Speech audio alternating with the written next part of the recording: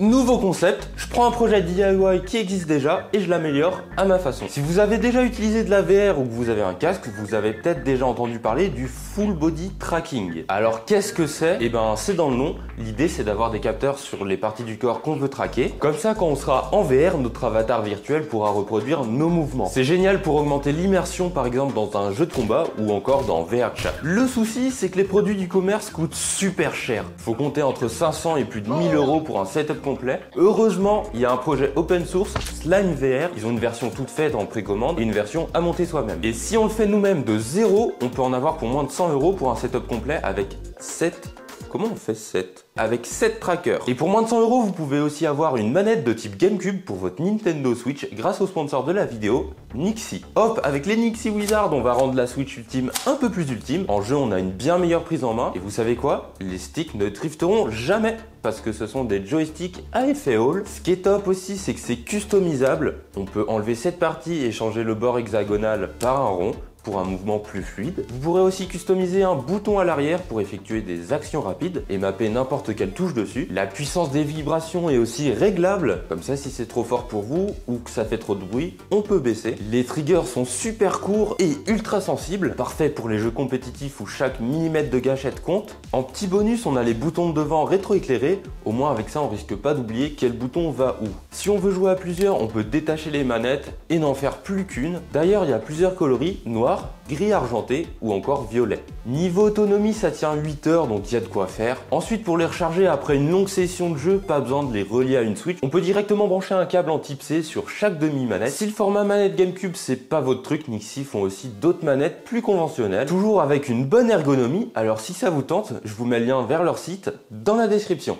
Pour la version DIY, si on va sur le site, c'est bien documenté et tout allait bien jusqu'à ce que je tombe sur le schéma électronique. Le module TP4056 pour charger la batterie au lithium, c'est non. Oui, je sais, il est partout et dans beaucoup de projets makers. À une époque, il n'y avait pas trop d'alternatives, mais maintenant on a beaucoup mieux. Faut plus utiliser ça. Bon, son fonctionnement à ce module, c'est que pour charger la batterie correctement, donc en courant constant puis voltage constant, il abaisse la tension d'entrée de 5 volts vers la tension qu'il faut pour la batterie, mais pour ça il dissipe juste la différence en chaleur. Ce qui fait que ça chauffe beaucoup et que le module a un rendement très mauvais vu qu'une grande partie de l'énergie est dissipée en chaleur et pas utilisée pour charger la batterie. Et ce truc chauffe beaucoup trop pour l'utiliser dans un boîtier imprimé en 3D. Je rappelle que le PLA, quand on approche des 60 degrés, ça se ramollit déjà. Et je vous dis ça parce que c'est du vécu. Bon, en plus de ça, il faut ajouter 2 diodes à la sortie du module si on veut pouvoir charger le tracker quand il est allumé. Le souci, c'est que les diodes vont rajouter une chute de tension, donc des pertes. Ici, c'est 0,45 volts.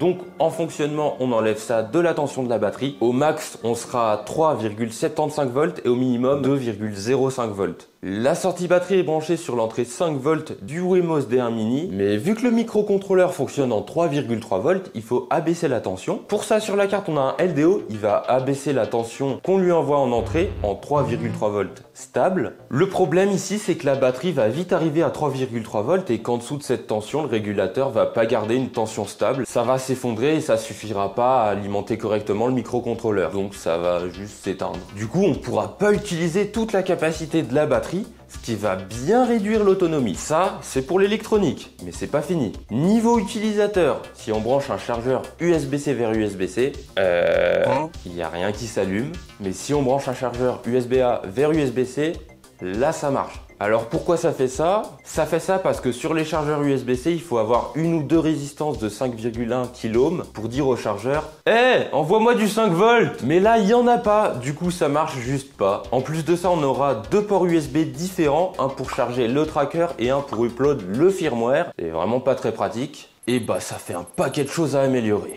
On commence par le module de charge de la batterie. Aujourd'hui, on trouve plein de modules de charge très bien et celui que je vais utiliser, c'est lui. Il utilise un convertisseur Synchronous, ce qui fait que pour abaisser la tension, on a vraiment très peu de pertes. Ensuite, en sortie, le module augmente la tension de la batterie à 5 volts. On aura des pertes au niveau de l'élévation de la tension et aussi au niveau du LDO. C'est pas vraiment un avantage, on devrait avoir autant de batterie que l'ancien système, voire peut-être un peu moins. Mais bon, c'est tout le temps comme ça les projets DIY si on veut utiliser des modules tout faits et avoir le meilleur compromis possible. Ici, pas besoin de diode, on pourra utiliser la sortie et charger la batterie en même temps. Le module est prévu pour Il y a aussi un indicateur de niveau de batterie et on peut allumer et éteindre avec un seul bouton. Ouais, mais c'est plus cher, il n'y a pas de prise USB-C. Chut. Mais moi, Tu te tais.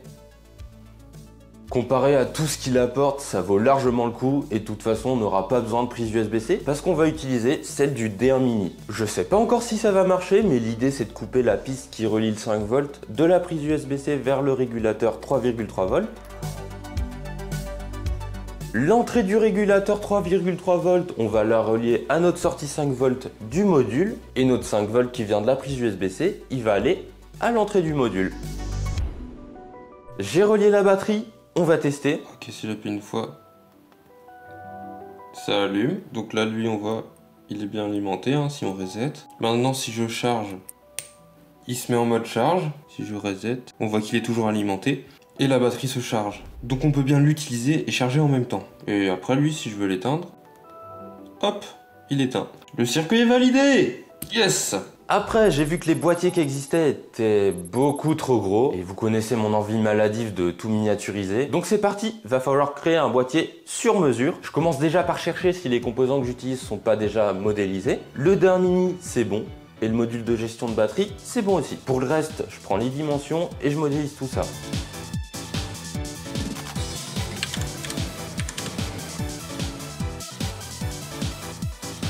Maintenant, il faut trouver le meilleur arrangement possible des composants pour que ça prenne le moins de place et que ça reste assemblable.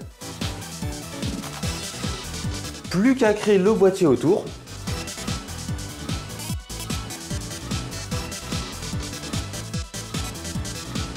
Première impression de test.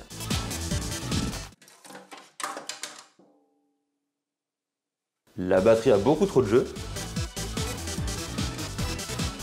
Les clips du module de charge sont trop serrés, donc ça pète. Et le bouton d'allumage est soudé au boîtier, donc il va falloir ajouter plus d'espace. La prise n'est pas bien alignée non plus, et si j'essaie de brancher une prise, bah on peut pas. J'ai ajusté tout ça, on réimprime.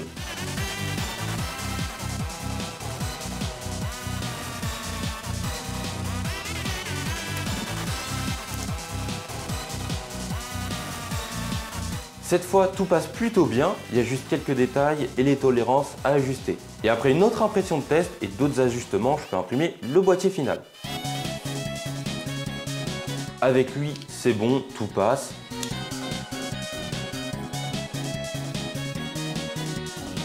Ça m'a pris quelques impressions et pas mal de temps pour ajuster tout ça, mais c'est toujours ça quand on veut un boîtier propre et bien miniaturisé. Pour vérifier que tout passe bien et fonctionne, je vais monter un premier tracker.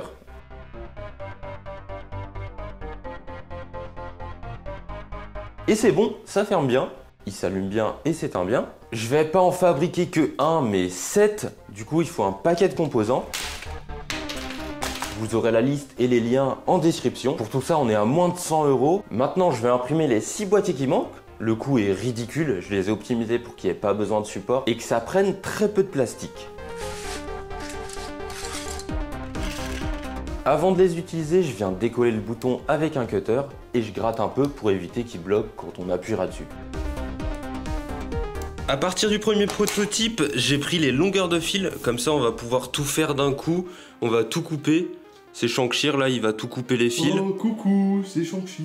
Le Shangshir va couper tous les fils à la même longueur puis les dénuder. Faut vraiment dénuder très peu, genre 1 mm, parce qu'ensuite faut les étamer et là ça va dénuder un peu plus le fil. Et il faut surtout pas que ce soit trop, sinon ça va être galère pour l'assemblage et ça pourrait faire des courts-circuits. Pendant que Shangshir fait ça, moi je vais couper les pistes des D1 Mini et toutes leur souder le fil d'alimentation.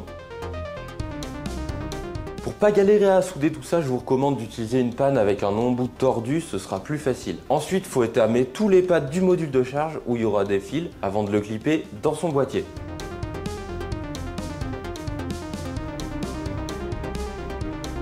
Avant d'installer la batterie, mettez du double face, ça évitera qu'elle bouge dans le boîtier.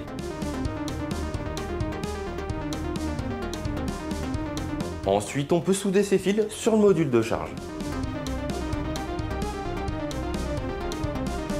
Je soude les derniers fils au D1 Mini et je peux venir les souder sur mon module de charge.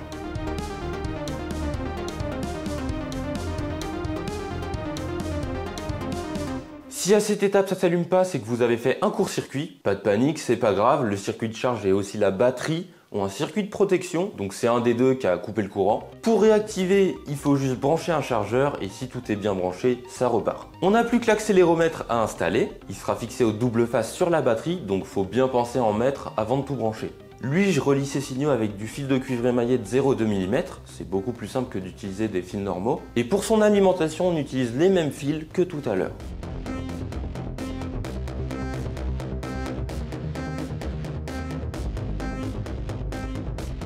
J'ai plus qu'à faire pareil pour les 5 autres.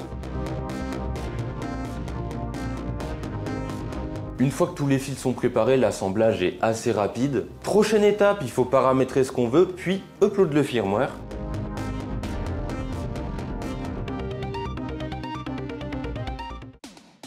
Après, on ouvre l'application SlamUVR, comme ça on peut les connecter au Wi-Fi. Et ensuite, on doit calibrer le tracker en le tournant dans plusieurs positions. Une fois que c'est fait sur tous, on peut installer les straps. Et voilà, on a nos 7 trackers prêts à être utilisés. Ça, c'est ce qu'on pensait, parce que c'est là que les soucis ont commencé. Déjà, il y a 2 trackers qui ont cassé, les fixations étaient trop fragiles. Heureusement, le boîtier est bien conçu, du coup on peut tout retirer l'électronique en quelques secondes et tout réinstaller dans un boîtier plus solide.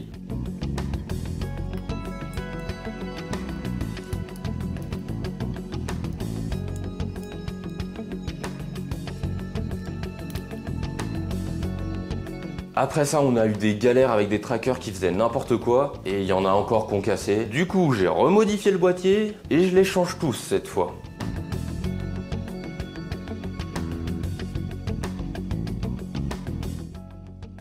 Là, les fixations sont bien fat, ça cassera plus. Ensuite, je réassigne les trackers. La plupart fonctionnent, mais il y en a 3 qui sont hyper lents et qui font des trucs bizarres. Je vous passe toutes les galères, c'était les gyroscopes qui étaient foireux. Il y en a eu un paquet de défectueux, donc faites bien gaffe à en acheter en rab. Vu que tout fonctionne enfin, on va pouvoir tester.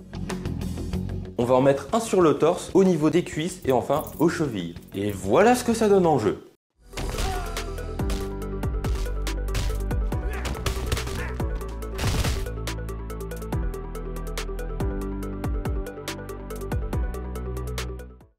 Bon, on a plus galéré à configurer les trackers en VR que juste les construire. Team VR plantait, quand c'était pas ça, c'était la connexion avec le casque, ou alors les trackers qui étaient pas aux bons endroits. Bref, c'est une galère à configurer. Sinon, quand tout fonctionne, bah ça marche vraiment bien et ça rajoute un degré d'immersion en plus dans les jeux. Pour l'instant, il n'y en a pas beaucoup qui sont compatibles avec le full body tracking, mais avec le temps, ça devrait s'améliorer. Voilà le schéma des trackers. Pour les fichiers 3D, je les mets en open source. Si vous voulez les modifier, vous pouvez. Je vous ferai aussi un article sur mon site pour détailler les étapes et lister tout le matos. C'est plus simple à suivre qu'en vidéo. Comme toujours, merci aux tipeurs et Patreon qui soutiennent la chaîne. Merci aussi à Shankshir qui m'a bien aidé pour la fabrication et qui monte cette vidéo. Du coup, c'était censé être un projet facile pour prendre une pause cet été. Et bah finalement, il y a eu pas mal de galères et ça a bien rallongé ce qui était prévu en temps. Il n'y a pas de secret, c'est toujours comme ça avec les projets DIY. Le plus galère, c'était toute la partie software avec les configurations. Ça m'a bien saoulé, du coup c'est Shankshir qui a testé ça de son côté. Il y a un paquet d'autres projets DIY intéressants en VR, alors si la vidéo vous a plu, dites-le en commentaire et j'en ferai peut-être d'autres dans ce style. Sur ce, moi je vous dis à bientôt. Ah